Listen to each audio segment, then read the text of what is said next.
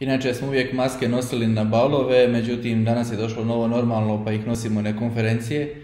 Ali evo, bili smo prošli tjedan na ESAS-u 2020. u Poreču, pa kroz nekoliko snimki vidite kako je to ove godine izgledalo.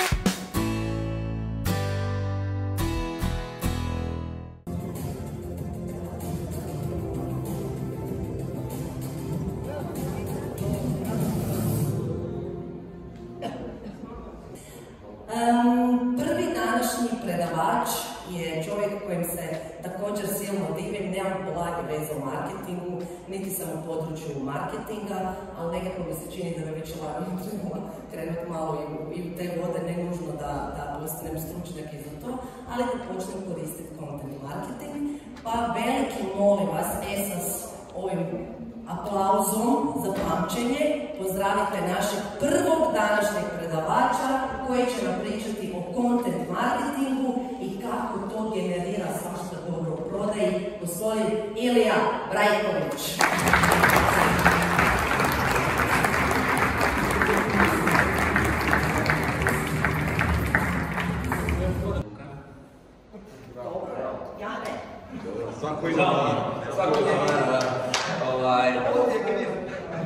Ja sam onaj lik koji dolazi prije vas, znači ja sam onaj lik koji generira potražnju, ja sam onaj lik koji generira lidove, a onda kako ćete vi raditi s tim lidovima, to više dalje nije moja briga. Iako naravno u današnje vrijeme razne tehnologije i svega toga, miks između marketinga i sve. Marketing je jednostavan. Nije. Kad meni kažu pa to je jednostavno, kažem ja sam super, evo ti zadatka. Inače na svojim seminarima dajem taj zadatak, inače ova priča danas što ću vam pričati pola sata traje mene 7 sati, pa moram malo brže ići. Ali dan zadatak napišite 10 reći, samo što su onda imali TV praktički ili malo tiska naravno, kao jedini kanal distribucije tog kontenta. Međutim, ono što je novo su alati i tehnologija. Mobitele imamo svi, no niste naša ciljna skupina. To je to, hvala vam ljudi.